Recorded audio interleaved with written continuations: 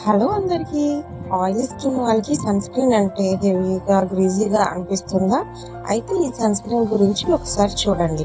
ఇది ద డెర్మాకో 1% హైడ్రోలిక్ sunscreen aqua gel SPF 50తో వస్తుంది. దీని టెక్స్చర్ చాలా లైట్ వెయిట్గా ఉంటుంది. స్కిన్ మీద చాలా ఈజీగా బ్లెండ్ అవుతుంది.